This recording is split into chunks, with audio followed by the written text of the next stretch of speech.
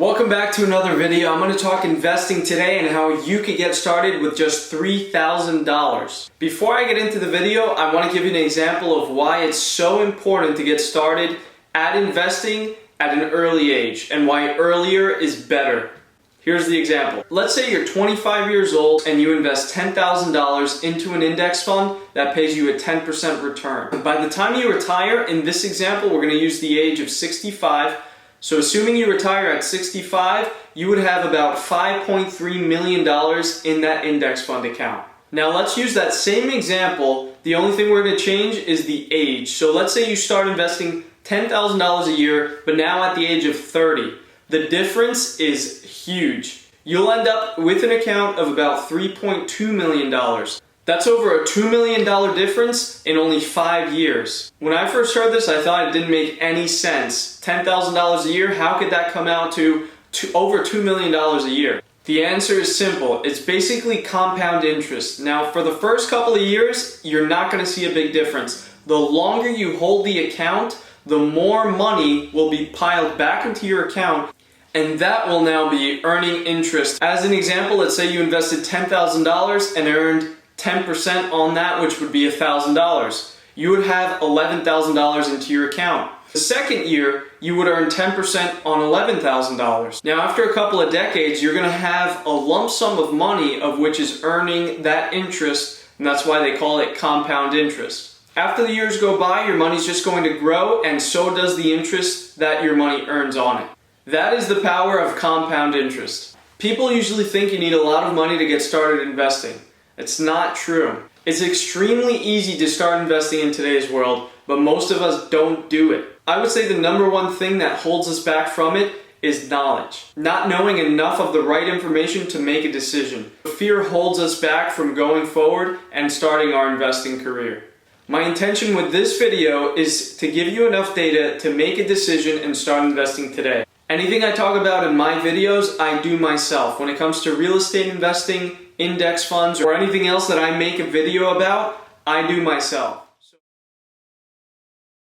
Yes, you guessed it. In this video, we're going to talk about index funds. Most of the companies in these index funds are companies that run the US economy, like Apple, Microsoft, Facebook, Google, and other big companies that the economy relies on. So basically, when you invest in an index fund, you're investing in the US economy. When the economy goes up, so does the index fund. When it goes down, the index fund does as well. That's basically what it is. Now, why should you invest in it? The number one reason you should invest in index funds is because they're hands-off. If you invest with a company like Vanguard, which is what I use, they give you all the graphs, the balance sheets, they show you what the market's doing, how much money you have invested, how much interest you've earned on it, etc. You literally just have to set it up and the rest does its own. It automatically takes the amount of funds that you want it to from your bank account and invests it into your index fund. After your index fund is set up, all you have to do is download the app and check it whenever you'd like to. And that's all you really need. After it's set up, you can put it to sleep. It's also awesome because you don't have to wait for a monthly statement in the mail or log on to any website.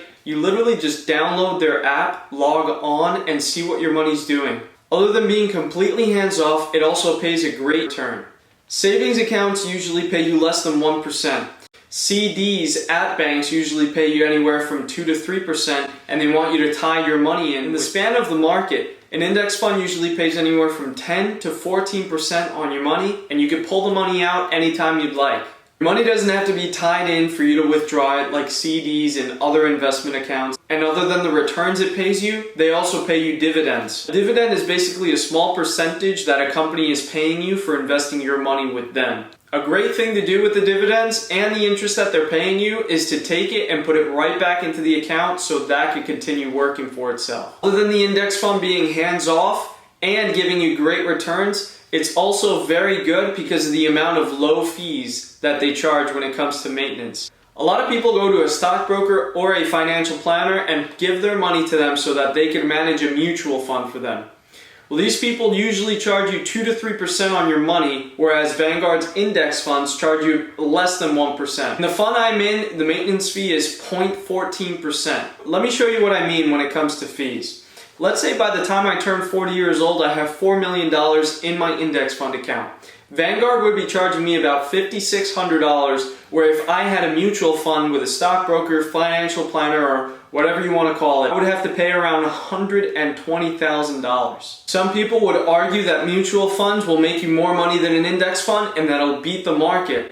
History has proven year over year that the S&P 500 is very difficult, if not impossible, to outperform. The biggest financial gurus and hedge funders have proven this to be true. Warren Buffett agrees and says if he had to start all over again, he would start with index funds. Tony Robbins says the same thing. I got the book right here to prove it. Now that you know about index funds, how could you get started? Most index funds require a minimal deposit amount of $3,000. Some go as low as $1,000. For the sake of this video, we're going to keep the $3,000 example. The first thing you need to do is start finding companies that you would feel comfortable investing with. There's a bunch out there. Some of the bigger ones are Charles Schwab, Fidelity, Vanguard, etc. After you've found a company, do some research on the funds that they have and open one up. If you're curious to know which fund I have, I went with a more of a conservative fund that's called the VFINX. If you go to Vanguard.com, you can look into the fund, open one up with only $3,000. I highly recommend everybody do this. Instead of parking your money in a savings account, a CD, or under the mattress, earning no interest, look into investing with index funds and start earning interest on the money that you worked so hard to get. If you enjoyed this video, don't forget to drop a comment down below,